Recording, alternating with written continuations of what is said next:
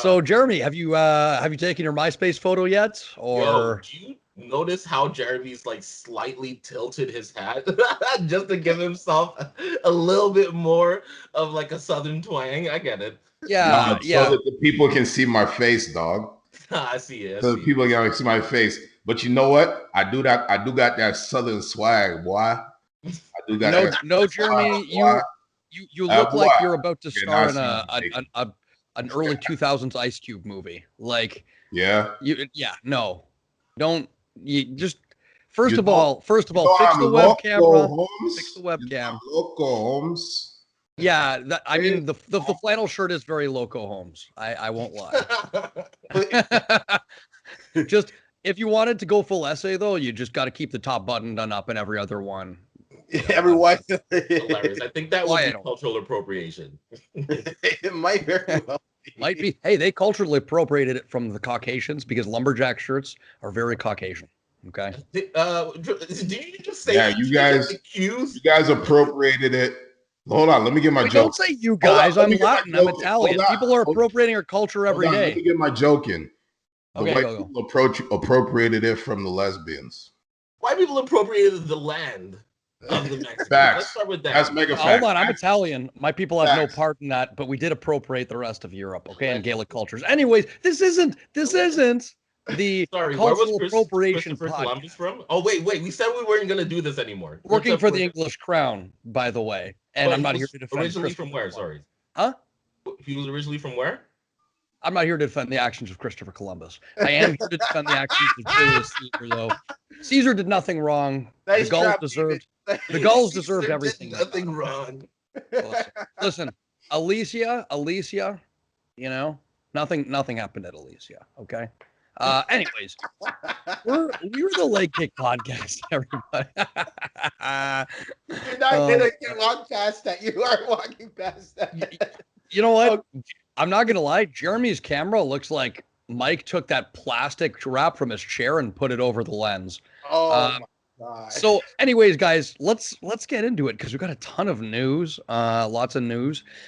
We've got a fight card to break down from the weekend, very fun and entertaining. Before that, we're going to introduce ourselves, but like the video, subscribe to the podcast. We always appreciate it when you do.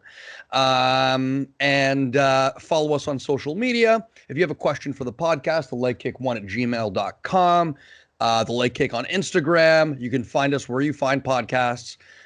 With that being said, let's get the show started. So, top right, instructor at the York Martial Arts Club, current MMA fighter, broadcaster from Jazz 88.5 FM. He's their part of the sports division. Michael Melanin Asiffo. Mike. Oh, by the way, Jazz 885 to Paul. What's up? If you're listening. What's that? Oh, I know the program director from Jazz 885. He's a cool dude. So. Oh, cool. I thought that was made up.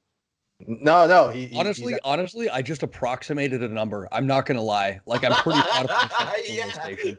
Pretty much like Jazz 885 and Jazz 103.9. All right, Mike. No one cares. Anyways, next up, renowned intellectual, MMA enthusiast, and frequent panelist and full-time host on the Leg Kick, David.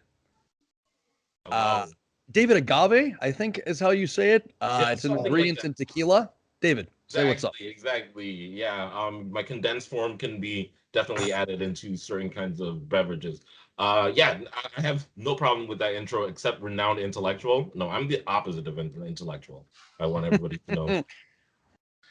Well, no argument there. And oh my Lord, give me that podcast there. A man who's the only thing worse than his was it the pause. Honestly, Jeremy, I'm not gonna lie. I'm at a loss for words at how bad your lighting and camera work are. But don't get it twisted. He is a stand-up gentleman and an all-around good guy. NCAA athlete, D3 athlete, boxing correspondent, and brother to Michael Asiffo. Although, his double leg is at least 50% better than Mike's. Jeremy Asiffo, Say hi to the people. Yo, don't blame me, fam. It's just the camera I boosted with my gang member friends, you know?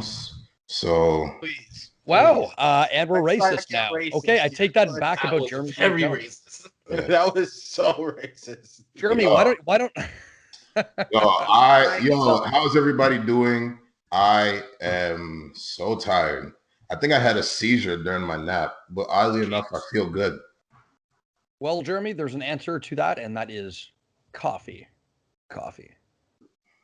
That's all. Coffee. Stefano, or Stefano will do it himself. What's that?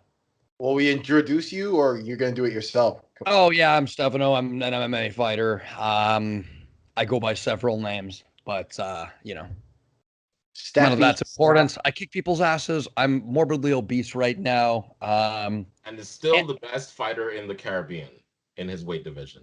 Yep. Like the record. Easily. Number one. I know I've said this before on the podcast, but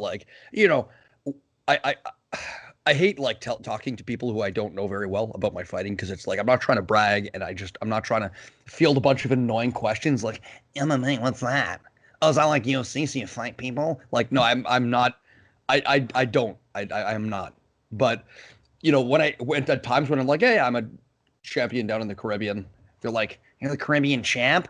Like, yeah, you don't look Caribbean. Oh, no shit, I don't look Caribbean. I beat up a Caribbean and took their title.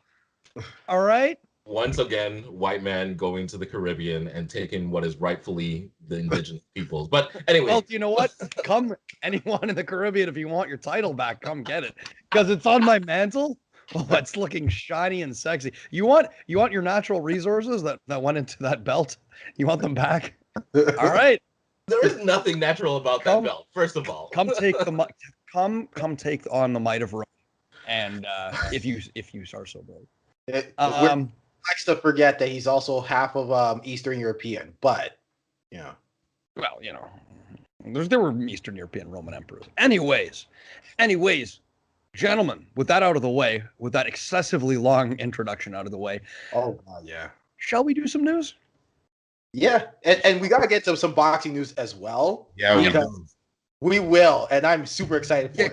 Can we take care of the boxing news? Like, boxing news after MMA news. Anyways. Yes. MMA news. That is Shut up so we can roll the intro. Transition.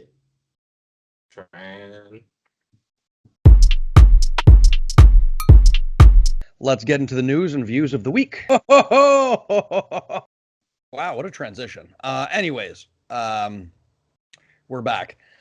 So, first piece of news I wanted to talk on is somewhat boxing news. It's like boxing adjacent in a sense. Well, should we save the Anderson Silva one for boxing news? Yes, let's save that for boxing news. Because I am so excited. Me too. Well, on a far more positive note then, Luiz Pena charged with robbery and battery. Oh my God. Some kind of a snap. Bob Ross. I was looking. You talk about living up to your name, man.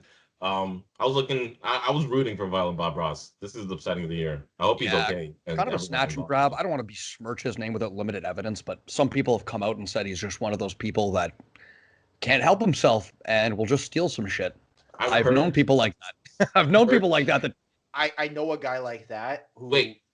Sorry, go ahead. Before we start going into personal stories, I just wanted to also put, because I read that he might have some kinds of history with mental health issues, including like depression and even something a little bit more severe. So I don't know whether that plays a factor into erratic behavior, especially in something like, when you've been taking a lot of shots in a sport like MMA. But definitely just wanted to throw that caveat in. Like, I don't want it to be like, this is let's treat it with some respect and decorum. Yeah.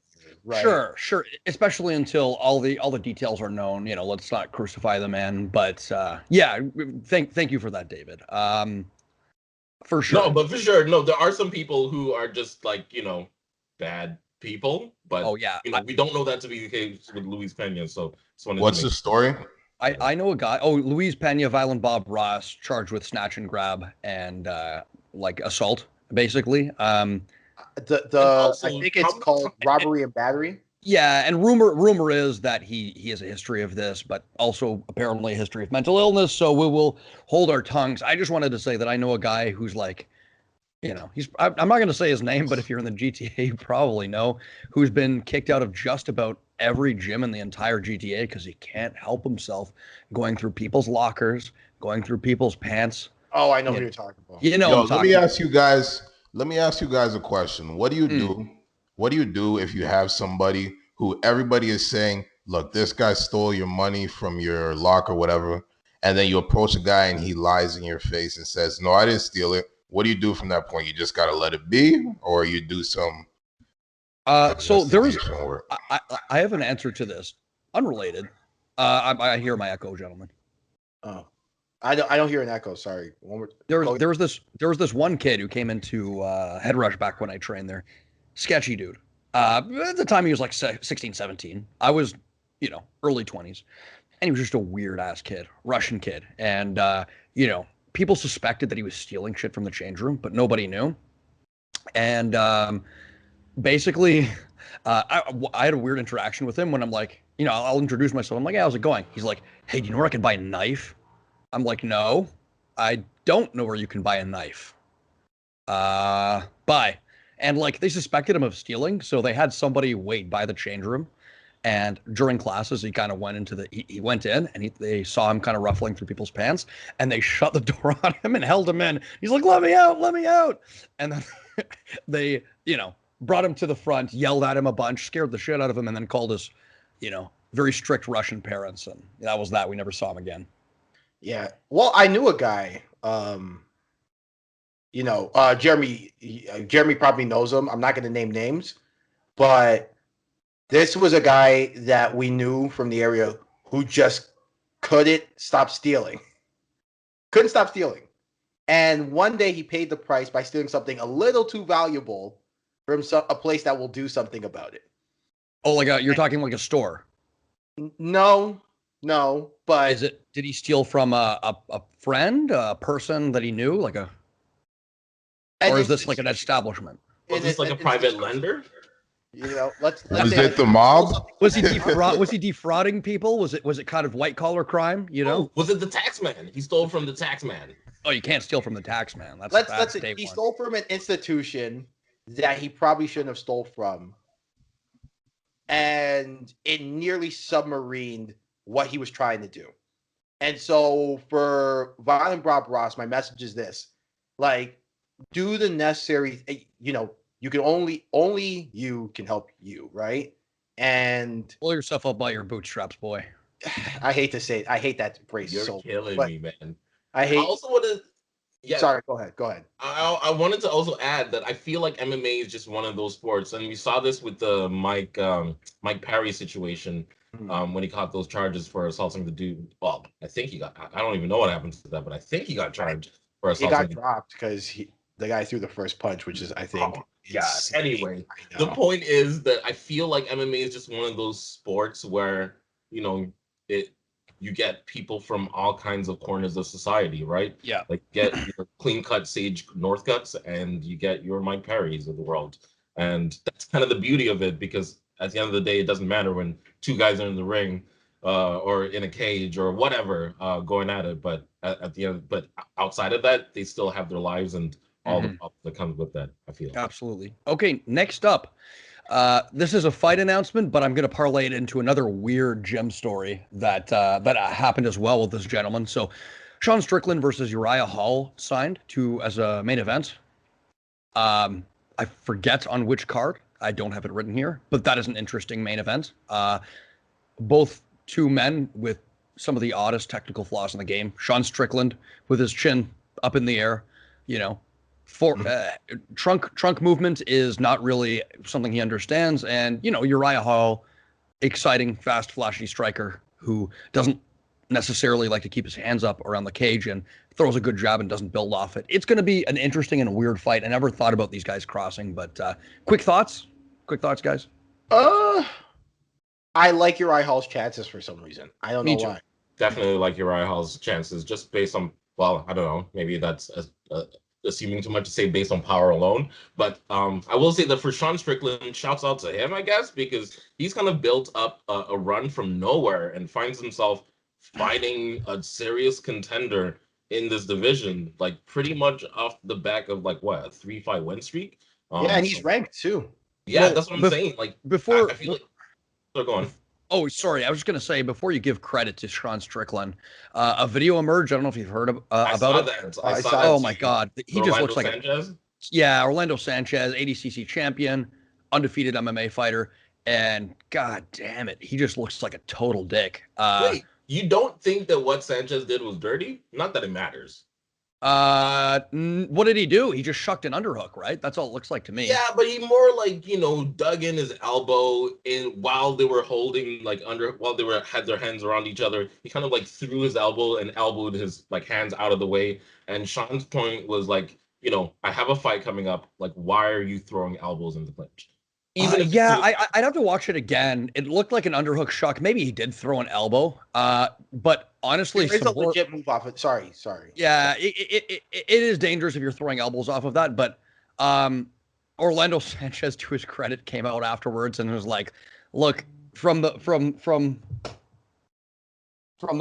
word go, this guy, like, I stepped into the gym, was like, yeah, jiu-jitsu, this guy's a pussy, jiu-jitsu guys suck, just talking all this gang of shit about him, and then he's like, hey, I hear you're a wrestler, you're a jiu-jitsu guy, and then Sean Strickland is like, yeah, it doesn't matter, I'm gonna beat the fuck out of you today. Like, whoa, relax. So, I mean, I mean, that would be funny unless, like, you actually have to, like, back it up.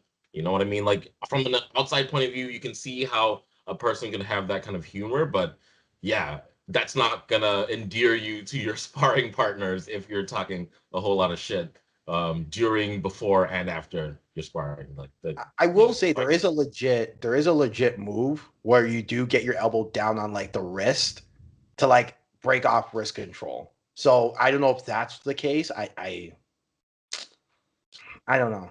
I'm coming from a very uninformed position on this, but for what it looked like, it looked dirty to me. It looked dirty for sure.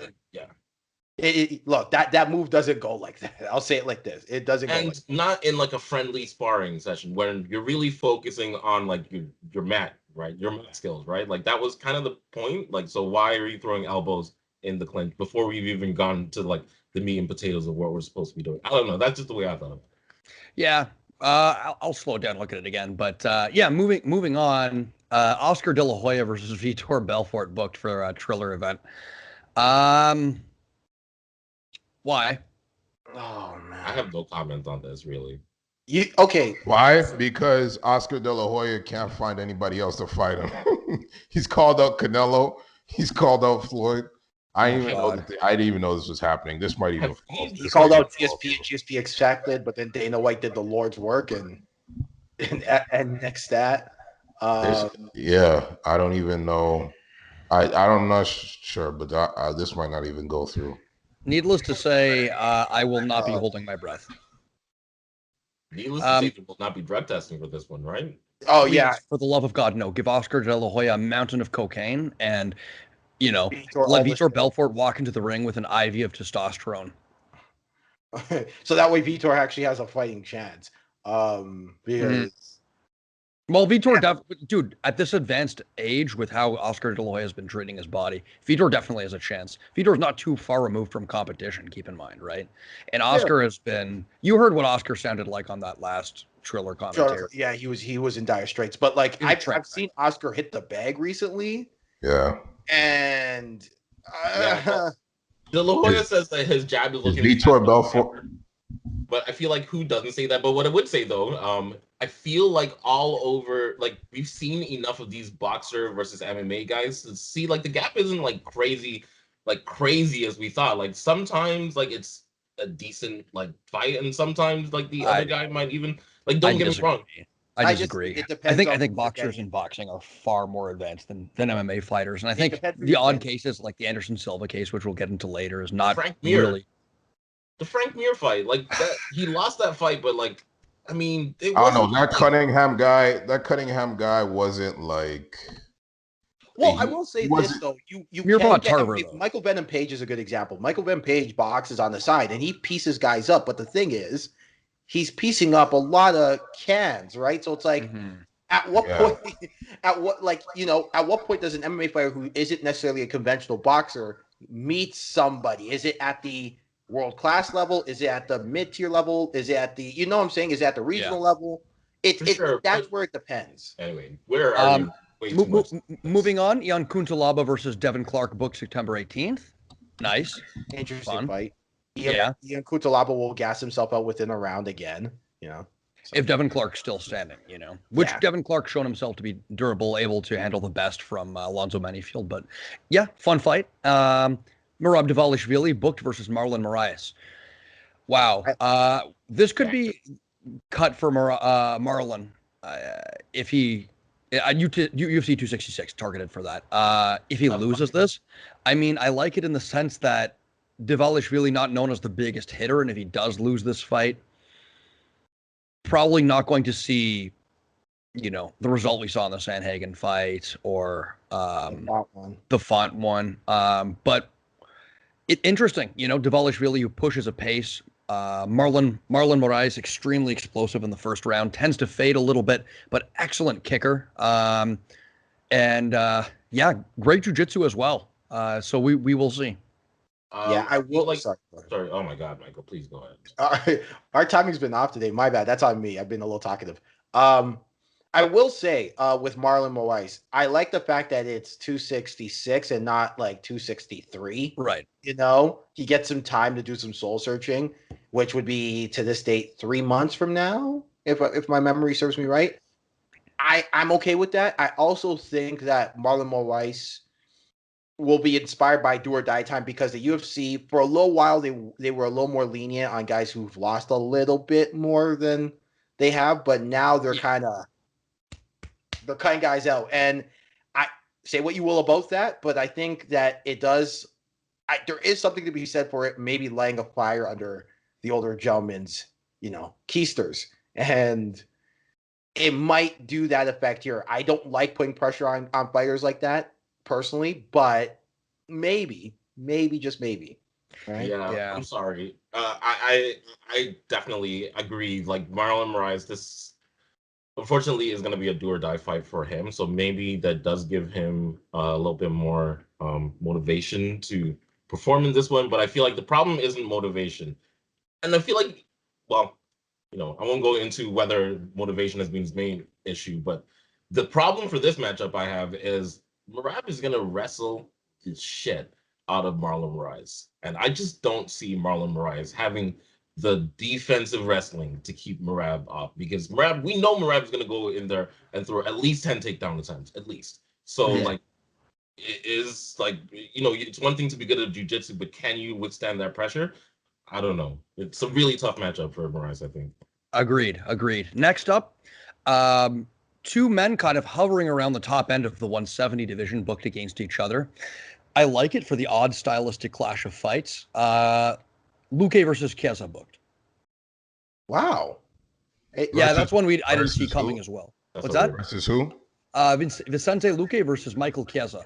Can we just stop giving Vicente Luque like grapplers? Like, please stop. He wasn't against a grappler in his last fight, was he? Who did he face? Woodley. Well, Woodley, yeah. I mean, UFC 265 at welterweight, August 7th. Yeah, that was like a I definitely think that a grappler like Quezo is somebody who could really, you know, stall the momentum of Luque that he's on right now, especially off of that signature Woodley win. So if you like Luque, it's a weird one to give him for the UFC, but yeah, you never know. Luque does have an excellent front headlock, killer with that Darce. So we will see. I tend to think Quezo will get this one done. And then Curtis Blades versus Rosenstroik for the we don't know what to do with you matchup at heavyweight. Yeah, man, I love heavyweights just for this. I mean, first of all these guys are definitely like, you know, part of that elite category in the heavyweight, if you want to put that kind of brand on them. But yeah, I like the fight that Rosenstroik and Blades, they just seem to want to scrap, man. I like that. Like, yeah, kind of are willing to fight each other regardless of, you know, whether this is going to affect my ranking. They want to stay busy. So I respect that.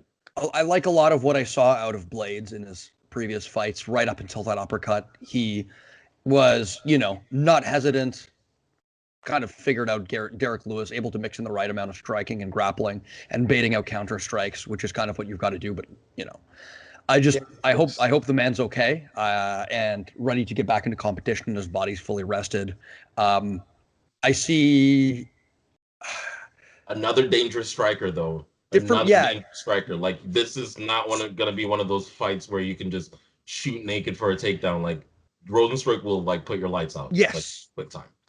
Exactly. Definitely a matchup where the danger is very much built into it.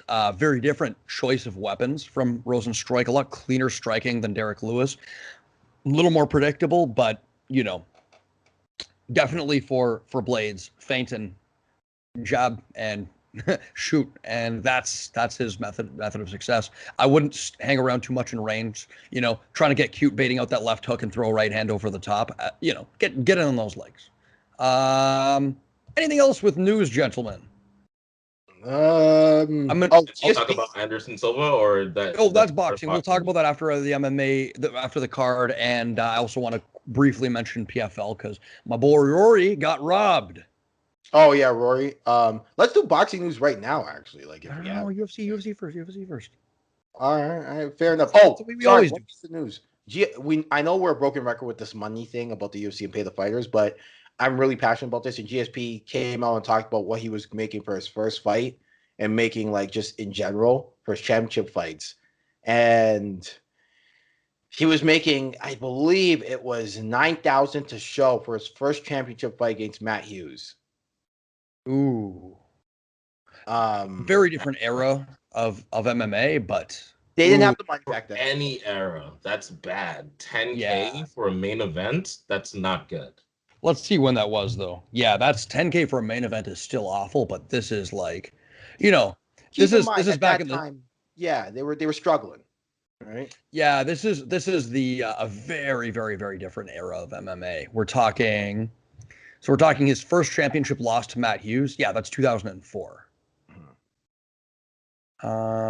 Yeah, different era, but still. Okay, gentlemen, fight recap, shall we? Sure. Cue the transition. We shall. Transition. Ding, ding.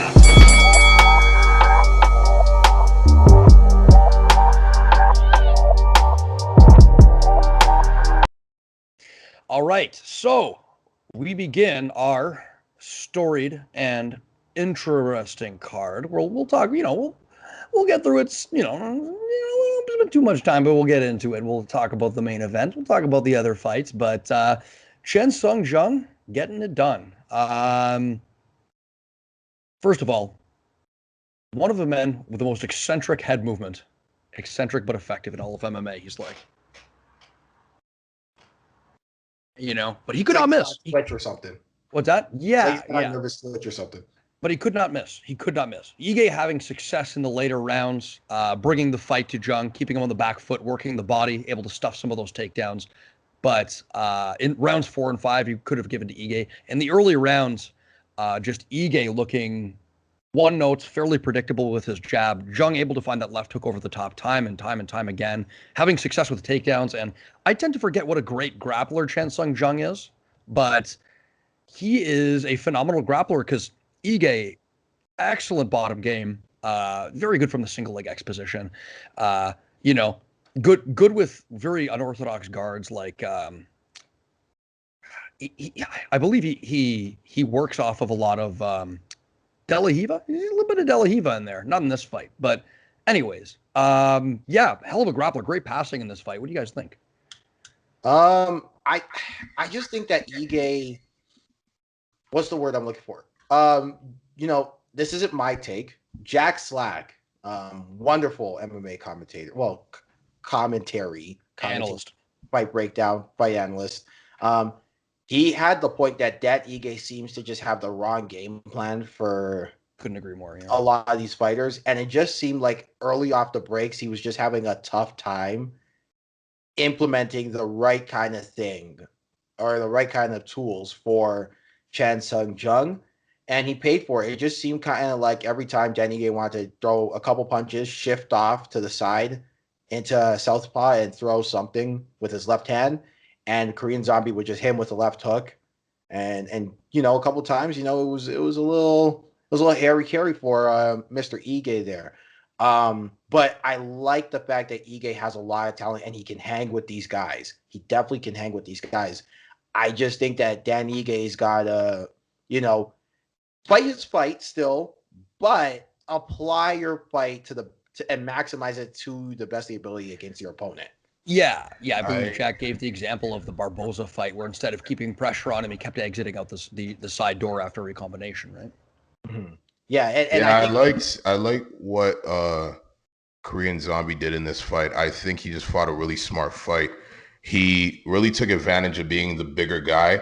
The tail of the tape showed that he was only like 1 inch taller than him, I think it said, but I don't know. He looked a little bit taller than that. Yeah, Jeremy, the UFC notorious, like you can find a couple of posts on r/MMA where they're like, these guys are the same height. And then you see them at the weigh-ins and there's like a clear 3-inch difference. This is one of those fights. Like, I'm with you. Jung looked larger. I also just wanted to say really quick, and then you could go ahead. No, I thought I was done. I was done. Oh, okay. I really liked how he was being the bully in this fight. One thing that he did not do against Brian Ortega was come forward like he did. And then also, if you can win the fight on the ground, that's where you should take it. So I really thought that he was smart in doing that. Yeah. Just to piggyback off of that, I mean, it seemed like with the Ortega fight, Ortega was able to hurt him early with that spinning back fist. And like you said, Zombie is much better when he's kind of waiting on you, waiting on you to come to him and countering a little bit, able to force the pressure when he needs to. But in the Ortega fight, he was hurt early, and then had the urgency where he's like, well, I got to get that back. I got to go to Ortega, and then Ortega just out of that southpaw stance, applied the hand fight and shut down the range and outpointed him from the outside. But in this fight, Ige ineffectually brought the pressure to a counter striker and paid the price for it. Yeah, no, that was interesting because it's like when you think of Korean Zombie, you don't think counter striker, you think brawler, right? But people forget this guy has a level of polish in his boxing game when he's able to stay stationary, and he's a hell of a grappler too. So for Dan Ige, I would have thought really attack the legs because Korean Zombie likes to stay heavy on that front leg. I would have thought, really try to get Korean Zombie to back up. I saw quite a bit of brawling in this one. Yeah, but that's in the later rounds, though, right, Jeremy? In the later rounds, when Ige, for I don't want to say lack of ideas, but that's when he really brought the fight to Zombie and started brawling in that tighter range. Yeah, and I don't want to make this a poo-poo parade on Dan Ige because I think he fought well. Like, I liked it. I just think there's so much, there is a talent here that I think, with the right kind of optimization of his skills, I can see being a top 5 guy, in my head. Like, I really do. So I think it's just a matter of, maybe there is a game plan issue with Dan Ige. Maybe he does need to kind of figure it out. And I don't think it's a coach thing. I think it's just Dan Ige likes he has a certain type of tools he likes and wants to do it every single fight. And yeah, that's the thing. Some people are kind of fixed in that skill set where they stay in their lane. Some people get drawn into a certain kind of fight, and it will happen that way, right? Even in those later rounds when he was applying pressure and throwing to the body, he seemed to even hurt Zombie a couple of times. He couldn't stay out of clinch range, unfortunately, right? Which is not typically what you want to do when you're down in the 5th, unless there's some kind of massive jiu-jitsu advantage. Yeah, for sure. David, thoughts? Not too many thoughts on this one, honestly. I thought the Korean Zombie just looked, with all respect to Danny Gage, just looked like the better fighter that night. I felt like, that's really my analysis. It was a couple days ago, so I cannot remember the details of the fight, but it's not a fight that I would run back to watch. So you're unprepared, is what you're saying? No, I'm just saying it wasn't a fight that I would run back to watch, if I'm being very honest. But the Korean Zombie controlled most of the fight. I agree Danny Gay got more into the fight in the 4th round. I felt like the 5th round was a little bit more even, but the 4th round definitely, you could tell like Danny Gay got the sense of urgency. But yeah, I felt like the fight on the feet, it was kind of no match. The Korean Zombie definitely had the better of Ige at range, definitely. And when it came to on the ground, it was a little bit more even, but it's tough because we didn't really see Ige on the top too much. It was really the Korean Zombie controlling the ground exchange for the most part. So yeah, that's really my thoughts on this one. I don't know if I can currently, with the current top 5, I'm not sure I see Ige fitting in that top 5 currently. You don't think with the right game plan he can't beat Yair Rodriguez? No. Really? I think he can absolutely beat Yair. I think he could, but I think if you gave them 10 fights or even 3 fights, I think Yair might win 2 of those. Just because of the stylistically on the feet, because Danny just stylistically on the feet, Yair would just pose so many problems, I think, for Ige. But maybe that's my bias for like flashy stand-up fighters. I don't know, but yeah. For Chancellor Young, this is a good victory. This is one that he needed. I don't know if he's gonna realistically make another title run. He really, other than so who's top of the division right now? It's Volkanovski, and then he's fighting Ortega, who's number 3. At number 2, we've got Holloway, I believe. Sorry, rank number 1 is Holloway. Yeah. And is Holloway paired off already? Like matched up already? No, well, he's supposed to fight Yair, but Holloway pulled out with an injury. Okay, now, so they're pretty much matched up. So like, there's no one really else for Young. Like he's other than those guys, he really be like out the next due one to up. inactivity. Zabit will be out due to inactivity because I believe he's getting surgery, so he'll be out, right? Which means just by default, right? So it'd be Volkanovski. Sorry, I was gonna say, would we complain of a TKZ Yair rematch? Like, would anybody complain with that? I wouldn't. I don't like Yair's chances, but I would not complain whatsoever. Yeah. I mean, you know what? Why not? Like, see, this is the thing. Giga's been campaigning for a Yair fight. Yeah, Yair probably won't take it. Not yet. He needs like two more big wins and at least one by knockout. No disrespect. Here's the thing, though. If Giga gets it and wins, oh boy. Yeah. Giga. Just for fun, how do you see that fight going? I think Giga's easily the fastest man in the division. Yeah. Bar none. And I think he's finding the ability to finish now. I think he's doing that through just sniping to the body. Man, I see him presenting a lot of problems for Yair. I really do. I really do. Yair wins, though. I really do. Like, I think Yair, like, there's a level.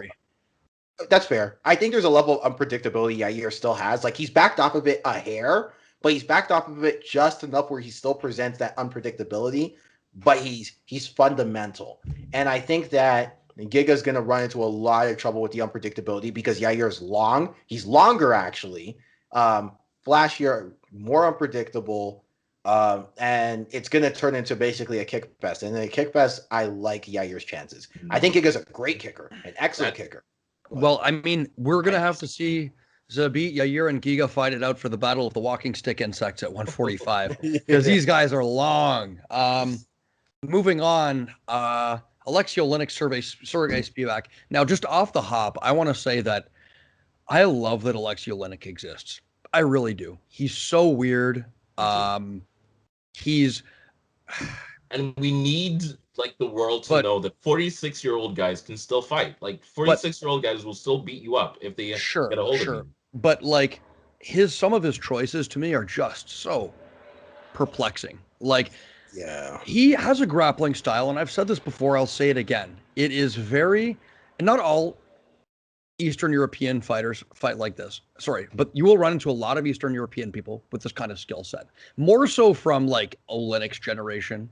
Less so today because old school sambo. Yeah, where it's just gimmicky. Like Oleinik has a very gimmicky skill set. He's all about these low percentage moves. He seems not to really have, he doesn't have a modern jiu-jitsu skill set on the mat. And like he will catch people based on just the weirdness and the gimmickiness of his game, but it really lacks the solid foundations. And man, just at heavyweight, especially, pulling half guard is just not a great idea. Yeah, Maybe if you're like a mobile bottom player, but Oleinik just he pulls you on his back on top of him, and he seems to have the Ezekiel choke. And quite frankly, that's about it. Like he doesn't have very mobile hips. His guard doesn't seem particularly hard to pass. Just I don't know. I love that he exists. He'll continue to beat low level competition at the UFC, but you know. Yeah. I have a couple of thoughts on this. Firstly, with real quick, remember when David called him the best submission heavyweight? Yeah, I can remember that. I probably said that. I don't care. Some of my instincts are terrible. You have to keep in mind there was a period where he had like a 5-game win streak and he was just tapping guys out. Like, anyway, yeah, what can I say? I saw through it. Has to be up there with with all due respect, the worst co-main events I have personally watched, because this really was not an entertaining fight. But I feel like that's more on Spivak, because Spivak, and I hate to say this, 100%. Like, we know Oleinik's game. We know, like, he's not the best striker. We know he's not the quickest. We know, like, he doesn't even have as you said, doesn't have a sophisticated takedown game. Or sophisticated. Hilarious. But I felt like Sergey Spivak knew he had the athletic advantage, knew he was the younger guy, and knew, as you said, that, Oleinik had a limited skill set. So he just basically avoided falling into the traps, and that's kind of all he did. And for the most, like, he didn't even stop, like, Oleinik from getting into clinch range, which is something like he could have easily done. But anyway, I do appreciate Oleinik's game. I don't think there's anything wrong with having like a skill that works for you, so you ride that skill basically to the cows. Oh my goodness, till the chickens come to roost, whatever the saying is. But cows come home, David. Cows come home. Chickens come to roost too. Is there? Yeah, I would say on a 3-fight losing streak, there is a problem with relying on that skill set. If like, and let me be clear, being good at something one specific thing isn't necessarily gimmicky, but the Ezekiel choke, I think we know, is a very, very gimmicky technique at this point. It is. It's not something you can build off of, right? It's something you can surprise people with in certain positions.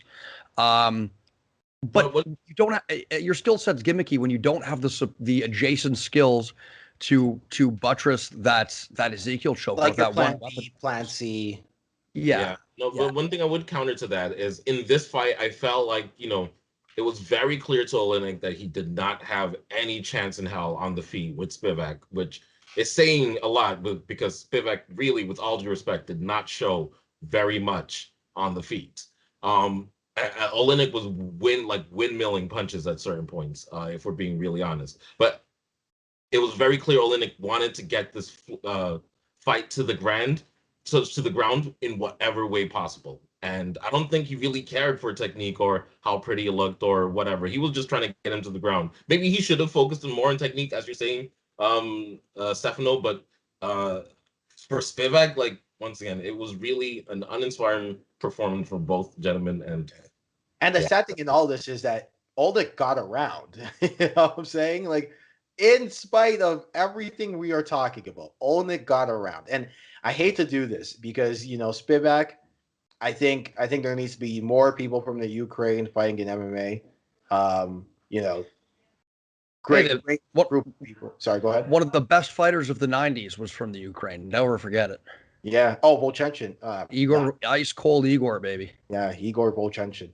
But I think one of the things with Spivak is we've seen this is that he'll let guys just kind of do whatever. You know what I'm saying? And no one calls him out on it. He's got to impose himself a little more, and this was another one of those fights where he just kind of let whatever happen and was content. And I think if you're going to get heavyweight, if you're going to get the big money at heavyweight, you got to impose your game. Volkov's a good example. Like, you don't necessarily have to knock people out, but impose yourself a little bit here. And this is a fight that, no disrespect to Oleinik, that Spivak should have won walking away. But he let this get boring, and he let this get tight. So to me, it seemed like he was there not to lose. He wasn't fighting to win. He was there not to lose. So, which might be a problem with your mentality. Your mentality, like you got to have a dog mentality to fight. No, I you mean, can't just be out there to play patty cake. Just yes and no. I mean, Jeremy, the armchair fighter over here. Armchair fighter. What's that? You gotta have that fight in you. You gotta be a dog. All right, man. I'm sure Spivak will be happy to take notes from you. I just didn't see enough grit and grind from him. You know what I mean? Sure. I just feel like his heart wasn't in it. Let's move on. Let's move on. Wait. You guys mean to tell me that you don't need to have a different kind of like aggressive mentality to fight? You really trying to say that? Sure. In a way, I'm just saying. Simple though, like that. Guys, that's the thing. Did it not seem like Spivak was not being aggressive? It's not that he wasn't being aggressive. It's just that Can we move on from a largely uninteresting co-main event? Fine. All right, go ahead. We got boxing news. We got a full card to cover. I don't see the logic in spending so much time on this, but when we could be talking about Marlon Vera versus Davey Grant. What a fight, guys. What a fight, gentlemen. Fight. Back and forth. A lot of the things I like to see in a great fight. Not just high action, not just a diverse set of skill set, but game plans adapting and changing over time.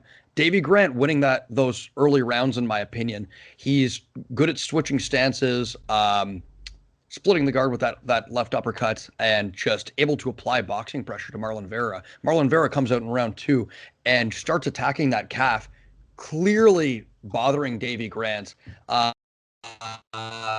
There were some great exchanges on the floor. A beautiful sweep by Marlon Vera. Beautiful elbows from guard, and just with that blood flowing into Davey Grant's eyes in that third round, Vera just able to apply copious amounts of pressure. Elbows against the fence in the clinch. What did you guys see in this fight? A couple things. Marlon Vera must have the most underrated leg kicking game in the UFC, because this is 2 guys now where he's kind of got him a little wobbly, kicking to the calf. Like he's got very good leg kick, and he's got very underrated Muay Thai, and a lot of people sleep on him. Oh yeah, making it work with that high Muay Thai lead leg stance, right, Mike? Yeah, no, it's true, and he keeps that like lead leg very light, which you would think wouldn't work because you're kind of a sitting duck and guys can initiate their grappling. So if he faces a guy like it's 35. So if you there's not very many guys who could take advantage of it outside of maybe Aljo and Merab, but it's something that like can work for MMA if you do it right and you adapt it right. And that calf kick was singing all night. Well, maybe not in the first round, but towards the second round, it was like water in the basement, and Davey Grant just got a little slower. And by the way, Marlon Vera had the speed advantage anyway. So yeah. Davey Grant is old man jacked, by the way. Yeah, absolutely old man jacked. Right, and I think that's the thing, right? Because Davey Grant switches, that's another thing about this fight too. I know I'm all over the place, but because Davey Grant switches, he presents a lot of confusion early for a lot of guys, and I think that's what happened with Marlon early. Yeah, I thought Davey Grant definitely had that first round, just because for me, what stuck out was like the weird angles he was throwing his punches. That's the thing that I remember from this fight. I felt like in the first round, Marlon kind of looked a little bit one notes and limited in terms of his responses to what Davey Grant was doing. But I feel like in the second and third round, especially, he was putting way more pressure, leading the exchanges a lot more, and yeah, seemed to be avoiding the hooks from Davey Grant a lot better. So yeah, I felt like this was a good fight, good win for Marlon Vera, who's only 28, which I was very surprised to find out, which means he still has a lot of developing to go to do. So he could still be realistically like one of the top fighters in this division in time to come. But yeah, I thought it was a good performance from Marlon Vera. Yeah. Man. Yeah, I'm in agreement with Mike that the stance switching presents a lot of problems early for Grant. Fights out of a very long stance too, which there's vulnerabilities to low kicks there, but punches come at very, very weird angles. Yeah. How tall these? Okay, let me just say this. 135 is one of those divisions where, man, you can have a very, very wide range of builds. Let me just say that, because these guys did not look like 35ers to me. Oh my god! And then you get like set like not to talk about other fighters in a great fight, but Sandhagen, O'Malley, but then you get like Lineker and Garbrandt. there's such a difference, right? Yeah. Oh yeah. Yeah. I thought one of the things for me that I think Grant did a very good job of in the first round was using angling off, right? Especially off of that lead uppercut. But yeah. Really Yeah, good Marlon use of the Vera, shift. Marlon Vera, Marabdivashvili quite short. Sorry, I'm all over the place right now. Yeah, stand switching lead uppercuts. Big fan. Big fan. Yeah, no, I'm a big fan of that. He kind of did that lead uppercut off of southpaw, but he kind of like shifted from orthodox to southpaw, which I think was a really nice touch to add that into. Yeah. I'm a big fan of that lead uppercut from southpaw. A lot of boxers are using it now, including one that fight on Saturday. But it's working because you get through the guard, and especially in MMA where the gloves are smaller and you can't necessarily high guard everything. Mm-hmm. It sneaks in there and It it says splits that guard. Yeah. So, I think one of the things I liked about this fight, just to tie a bow on it, is it wasn't just two guys swinging. You know what I'm saying? It wasn't, well, at least to naked eye, it wasn't two guys swinging. It was a technical chess piece match that was full of activity, Yes. Yeah, 100%. Moving on. What did we... I'm a popular man. Let's see. Moving on. What else do we have on this card? Next up was, I think we had a couple of fairly prolific finishes before that we should talk about. Oh, Erosa, Sungwoo Choi. I just want to say that, man, Erosa is, I sound like a broken record with this, but he's one of those fighters that I genuinely think had a big stylistic change-up, and not necessarily for the better. Like, I remember him coming off of Tough, and I'm like, wow, what an interesting, very movement-based fighter, dancing around the cage, right?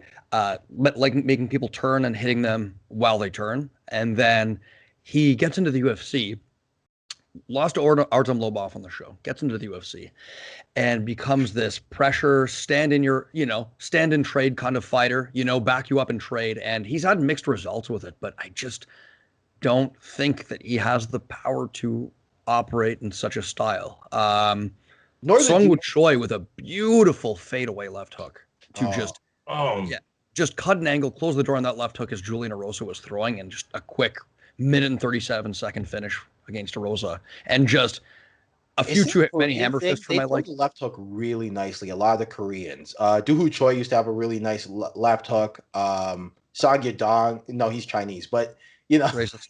I know. I'm Very sorry, racist. but a lot of guys, a lot of these Asian fighters are coming with that lead left off of the right straight beautifully. They just and they're catching a lot of guys. Yeah, just left hook is the king of the counter punches, right? Just excellent. Yeah, for me, it seemed like Choi was very, very willing to exchange with Erosa in this fight. I think he knew he had a power advantage. He looked super good out there, super fluid. His movement was amazing. Movement was pretty static. What do you mean? Choi was static?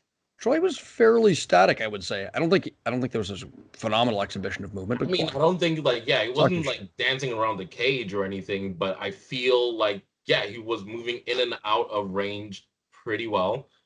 He had a high kickboxing kind of stance, which was giving Rose a lot of problems. And he had that thing where he was kind of bouncing up and down as well. So I do feel like Choi posed a lot of, like, stylistically was something that was very pleasing for me to watch. Maybe once again, I'm biased for kickboxers, but I'd love to see him fight again. I think this is only like his third fight or fourth fight in the UFC or something like that. So I mean, I'm not gonna lie, this card was kind of, men who fought Gavin Tucker, and I would say men who fought gave Gavin Tucker problems, because you had Dan Ige, Choi, who Tucker beat, but It wasn't he took him, Yeah, and then on the undercard, we actually had Rick Glenn, who I'm a big fan of as well, the Gladiator. But yeah, moving on, I got a funny anecdote about this fight. Bruno Silva versus Wellington Turman. There's actually two Bruno Silvas in the UFC. One's 25 and one's up here at middleweight. And I watched this fight, but after the card, they played a little highlight of it. And you know when they show the two fighters side by side and then they go into the fight, they on the ESPN or whatever it was, they put the wrong Bruno Silva in. So they put the 125 Bruno Silva next to middleweight Wellington Turman. I'm like, oh my God, you guys got the wrong Bruno. But yeah, Wellington just takedown after takedown, dominated Bruno Silva. And then Bruno ends up in top position, gets that wrist pin and a couple left hooks from guard. And that was it. That wrist pin is deadly at higher weight classes. If you can pin the wrist in full guard, trap it behind their back, it's not going to take very much. Oh yeah, no, for sure. Because now all of a sudden you're more powerful, so now you can like a couple more punches when you get that wrist pin in, and it's a lot more devastating than, let's say, not to say it wasn't devastating when Khabib used to do the wrist pin, but up a few weight classes, it gets a little hairy, Yeah. So, yeah, no, I gotta give Bruno Silva credit here. Definitely taking care of business here. Good professional win. Take him down, do what you gotta do, end the fight, right? And yeah, no, not much else to say on that one. Yeah, and then finally we've got the final fight on the main card. Now, Matt Brown fighting managing to win off of what I thought was an ill-advised game plan. It seemed like Diego Lima, who very much struggles to get off the cage at the best of times, was just Matt Brown, for whatever reason, not able to accumulate volume, apply pressure, and push him against the cage. And, there were a couple of moments where Brown managed to time a low kick of his own as Lima was circling to his left and Brown would throw the low kick. That was fairly nice. But for the most part, Brown throwing to the thigh, Lima throwing to the calf. And we just saw the difference in how those affect you over the course of the fight. But in the second round, Matt Brown with a beautifully timed counter. He mentioned after the fight that he noticed that Diego Lima, when throwing with his right, dropped his left. And, normally it's the kind of cross counter you'd see off of a jab. But Matt Brown dipped really, really deep off of that right hand, and it just kind of skidded off his forehead and used the momentum from that deep slipping outside of Diego Lima's right hand to throw his own right hook. And my God, I thought Diego Lima died. Just one of those knockouts where you're really concerned for the well-being of the competitor. Yeah. That slow drop to the floor, Yeah. Face plant. Yeah. Yeah. No, I felt like Matt Brown, immortal, but unfortunately in this fight, Diego Lima actually looked pretty good in the first couple of rounds. In the first round, I'd say the game plan was pretty clear: stay light on the feet, avoid getting into clinch range, avoid getting into long brawling exchanges with Matt Brown. And yeah, I thought he did an okay job of that until he got caught, basically, because he got caught into, once again, just one too many brawling exchange. Shouts out to Matt Brown, but I felt like Diego Lima would look back on this one and feel like this is one he could have won. Yeah.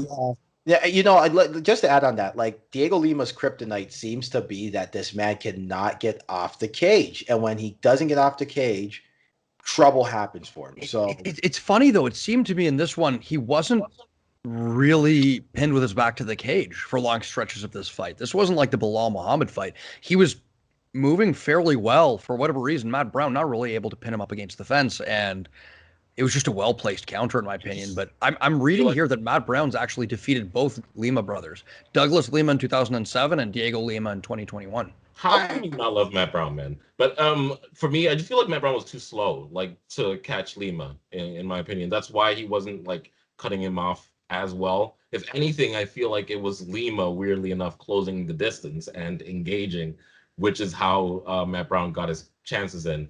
And yeah, it was a nice finish. Similar, I guess, ish to the Troy finish in terms of off the counter. But yeah, I loved it. It was really good. And awesome. So that pretty much does it for the UFC card. I don't know if we're probably not going to touch on the prelims very much, but No, I'm kidding. anyways, this brings us to say it, Jeremy. Say it, Jeremy. Boxing news. Cue transition. On the leg kick. Wow. What a week of boxing we get to talk about today. Leg kick. Transition. Yo, let's talk about the spider. Let's talk about the spider, son. Yo, my favorite fighter probably. He's normal. Oh my goodness, I don't even know what to say. I'm speechless, yo. Like he owns the game. First, though, Naiwa Inoue did a good job. Yeah, whatever. Okay. Oh yeah. I mean, we have boxing and stuff. Naiwa Inoue killed Das Marinas, and we can get into Charlo later. His chances against Triple G, but let's talk about the spider, man. Against Julio Caesar Chavez, embarrassing Chavez Jr. In front of his dad, bro. In front of his dad and his home crowd in Mexico. Yo, you love to see it, man. The showmanship by Silva keeping a good boxing stance the entire fight. Like, man, I was so like taken aback. At 46 years old, I even know what to say. I have no analytical like breakdown. Okay. Really? No, okay, I will say this. Chavez did not come in shape. And that was to his detriment. And you saw him starting to do what he had to do in terms of throwing those power punches in between Silva's counters, like later on. But then Silva was also he was dominating on the outside. He was also dominating on the inside. Michael, please jump in here. Okay. I am so giddy. Okay. I won't lie. When this fight got announced, a brother was scared because we just saw Anderson Silva get knocked out by Uriah Hall, right? And genuinely, when you're facing a former world champion in Julio Caesar Chavez, who isn't far removed from the world championship, you think this is going to get ugly. And what happened was weird because Julio Caesar Chavez, who's had trouble missing weight in general, even in the best of times, didn't come in shape. I'll put to you like this. Remember a couple years back when I took a flamethrower to Julio Caesar Chavez for missing weight against Daniel Jacobs, right? That fight was at 168, his normal weight class. He didn't make weight for 182. Which says something. So first of all, the brother couldn't make weight for 182. So there's that caveat. And this is his dad's event. So to not make weight for your dad's event really shows the lack of work ethic and the lack of care that you have, right? Forfeited $100,000 to Anderson Silva as a result as well. Exactly. With that being said, this is still a former boxing world champion in probably the greatest commission in boxing in the WBC. I'm personally an IBF guy because they make you fight your mandatories, but whatever.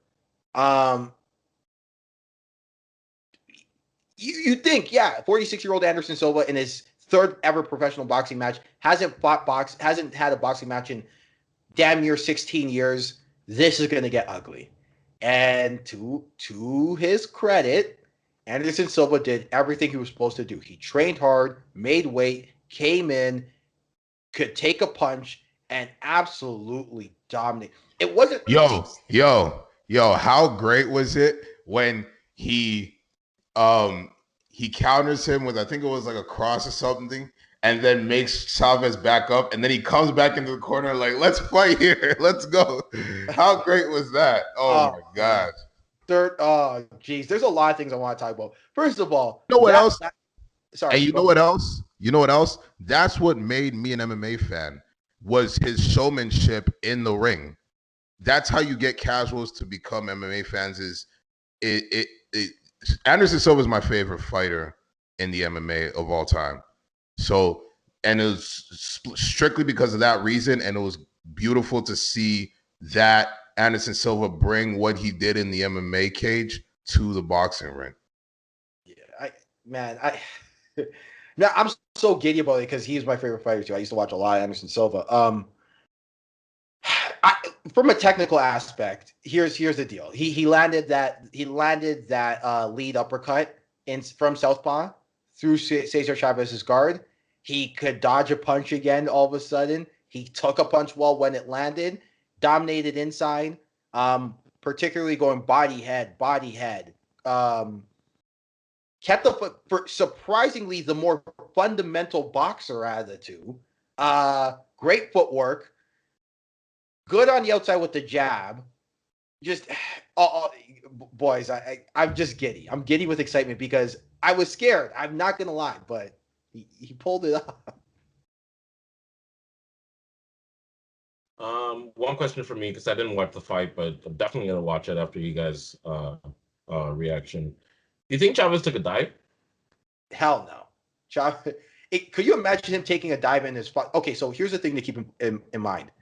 This was his father's event in Mexico, right? His dad was on the card facing Hector Camacho Jr. in an exhibition match at 58 years old. His sons were on this. How did that match go? Oh, Julio Caesar Chavez lit him up. It was weird. It was actually really weird. At 58 years old, lit up the 42-year-old Hector Camacho Jr., who, by the way, was a former title contender in boxing.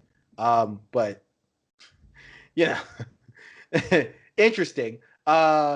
But you know what I'm saying? Like this was all intents and purposes. Silva should. So if anyone would have taken a dive, it would have probably been Silva. So I wouldn't say dive. I just think it was a case of Chavez didn't take this seriously because he thought he was going to face an MMA fighter and it was going to be sweet, and it wasn't. You know. And by the way, Omar Chavez too embarrassed his father, losing to Ramon Alvarez. So Father's Day, the day after, probably would have been mad awkward. Take it easy, Michael. I'm just saying. You know, could you imagine not making weight for your father's event? Yeah. Yo, guys, Charlo also fought Saturday, and he won very handily, got the shutout. And he called out Triple G. What do you guys think about that? Triple G getting up there in age, by the way. This is Jamal Charlo, by the way, the middleweight. Yeah. Well, Triple G's getting up there in age. For point of reference, Julio Caesar Chavez Jr. was 35 when he embarrassed his father and lost Anderson Silva. Triple G is 38. So this is the last big payday or the last hurrah payday he'll get unless a miracle happens and a third Canelo fight happens off of it. But which I mean, I could see if he wins maybe this fight against Charlo and like, you know, the mystique of Golovkin comes back. But you know what? If GGG wants to, I think if GGG is competitive, it's gotta be now because it's not like he's looked bad recently at all, but quite the opposite. He's been, you know, sparking fools, but Father Time's going to slap him in the face eventually. And at 38, it could happen very, very soon. So I think this is a good fight to make if he does it as quick as humanly possible. Yeah. I don't really have a take on that. Yeah, sure. Let the man fight. Yeah.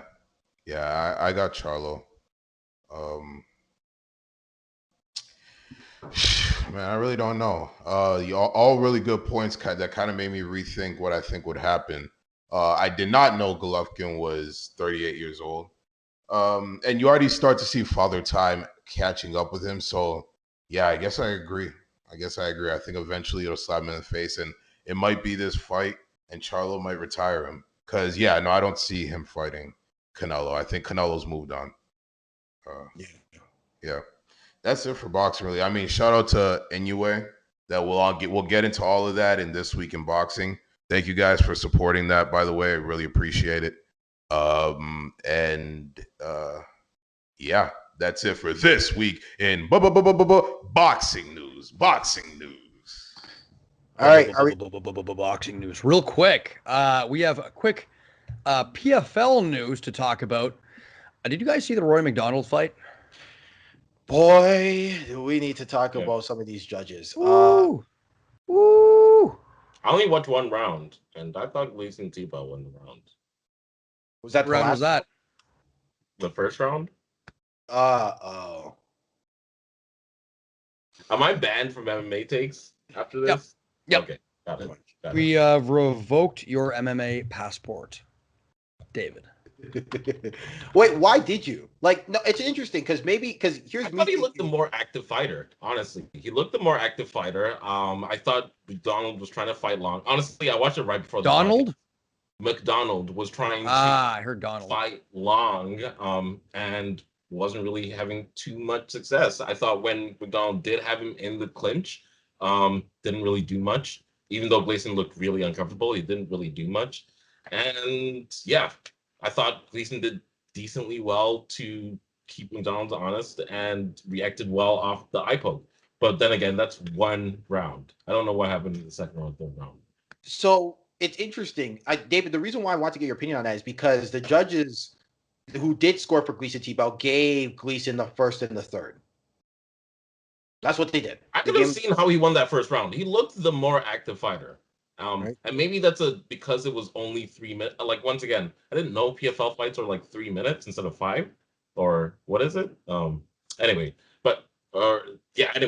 it was interesting. But I thought he was definitely the more active, or he looked to me the more active fighter, and I thought he looked good in that first round. I thought MacDonald was a little bit not slow, but figuring things out still, and the shots that he did land didn't really. Like, I can't even think of too many impactful shots. Maybe a few teeps here and there, but can't even think of too many impactful shots he landed on Tibau in that first round, personally. Okay, so here's a couple stats that I think may or may not change your mind. The official stats had the strike advantage in total strikes, 81 for MacDonald, 32 for Gleison Tibau. The official takedowns percentage had Rory MacDonald with 1 takedown to Gleison Tibau 0. Okay. Rory MacDonald had kind of a half-hearted, I wouldn't say half-hearted in terms of his attempt, but it was not really like in danger, but he did have a rear naked choke attempt kind of in round 1. And in terms of striking speed, Gleison Tibau did have a 19.3 miles per hour striking speed in comparison to Rory MacDonald's 13.7. How are they calculating that striking speed? That's the one thing that really stood out for me. Like, so basically, they have a thing in their glove and how fast the hand moves, and that was how they're What does that mean? What the hell does that mean? Just because you're throwing faster? That, like, what relevance does that have to, like, the fight? The idea is that with more speed, you get more velocity. With more velocity, you're getting more power. So I mean, it doesn't. I agree with David. Like, it's an interesting thing to know for sure, but it doesn't. It shouldn't really be impactful as far as the judges don't have access to that. But anyone's view of the fight, because you can have somebody throwing very quickly and missing frequently, right? Yeah, it would be like shadow. Imagine you're just like shadow boxing in the corner and just like throwing at like 40 miles an hour, and you get a dude who's throwing like at 20 miles, but is way more effective and is actually hitting people. Like, I don't know. I just feel it's just a stat to make of stuff. I mean, I did like the ref cam though. I did like the ref cam. So it's clear PFL is doing some innovative stuff with their broadcast, which is pretty. I can appreciate that. Yeah, look, at the end of the day, I'm just throwing out the stats. They're the stats. I have them. They're here. I like analytical stuff, as you guys know. At the end of the day, I think which one sticks out to me is 81 to 32. Yeah, I mean 81 to 32. I don't know how you can. I think we need to start drug testing judges, to be honest with you. Fighters are subject to drug tests. Let's start drug testing judges. Right. Yeah, no, possibly, make sure they're not on some. So, Stefano, no, but it's serious though. Stefano, like, because if you were a judge, you'd want them to ban your judging license for smoking too much weed. I'm not a judge. And weed is not a drug. Weed And is all not I'm a gonna say drug. is I'm not a judge. And weed is not a drug. Yes. No. Yeah. I don't even know how to respond to drug testing for judges, but yeah. So Look, what's the implications of this?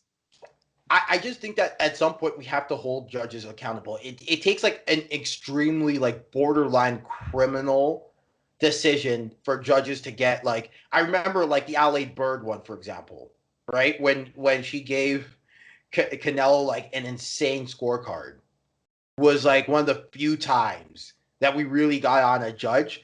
Not to throw this man under the bus, but whenever Sal Diamato was on a card, I cross my fingers. No offense, but some of his decisions are questionable, and he's on a lot of cards. In this instance, it was Cardo Uso and Dave Torelli who gave the Gleison Tibau the first and third. I mean, I haven't really heard much about their work, but I think that's the thing. We have to make judges famous and hold them accountable for when they make bad decisions, just like we do referees, kind of, right? When we get on this show.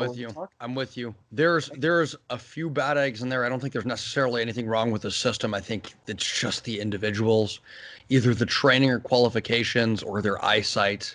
If it's not a new prescription they need, then we need to get some of these bad apples out of here. We really do. And I think it's as simple as that. I really think the pool that we select judges from needs to be different. There's got to be some people out there who are, passionate and knowledgeable about MMA. And the other problem too is this is MMA, right? So like, if you have a grappling bias, you're going to give it to the guy who initiates grappling a little more and has a little more success at the grappling range. If you got striking bias, and somebody lands something, and then it goes into what do you value? Do you value position? Do you value submissions? Do you value activity? Like, it's true, but like those kinds of value judgments should be playing a factor in fights where there's some kind of potential for it to go one way or the other. We've had fights like that where we on the leg kick have been like, I had it going the other way, but I'm not upset. I'm not upset at the decision. And we've had a few of those, like all of us have concurred. Then there's fights like this where it's like, what direction were you looking while the fight was going on? Did you spend half the fight on the toilet? Did you take your wife's glasses to work instead of your, I don't know. Yeah. No, it's true. It's true. And it's definitely a good point. My point is that, look, I'm not mad at like decisions I don't personally agree with.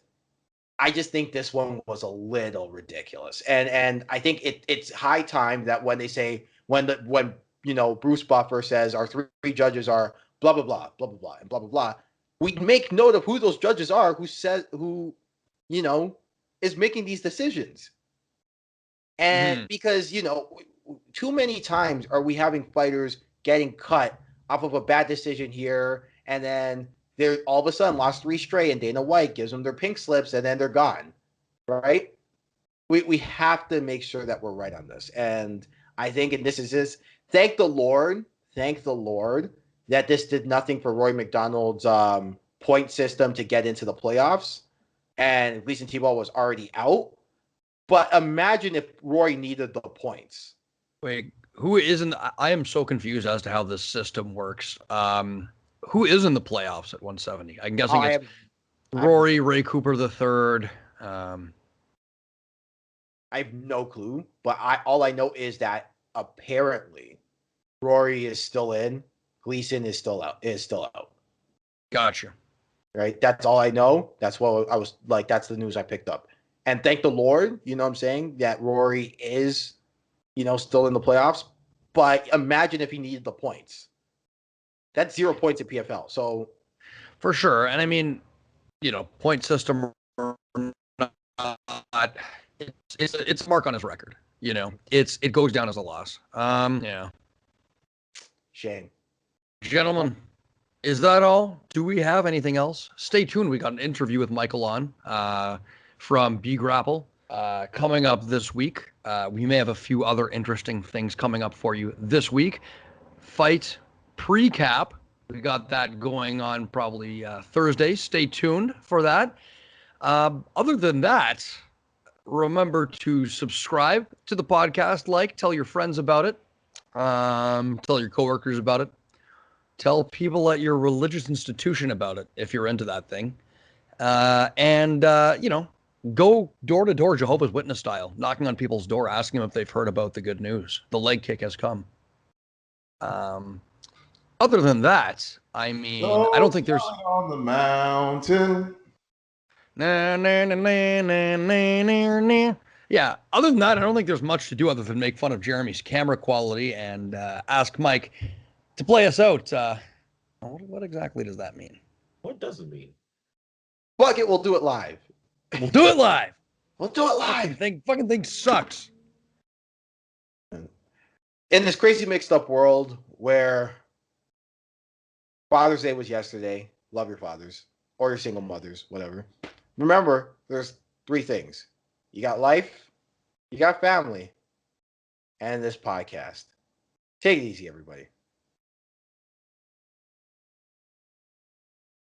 Farewell. Okay. Okay. I'll do the editing. How was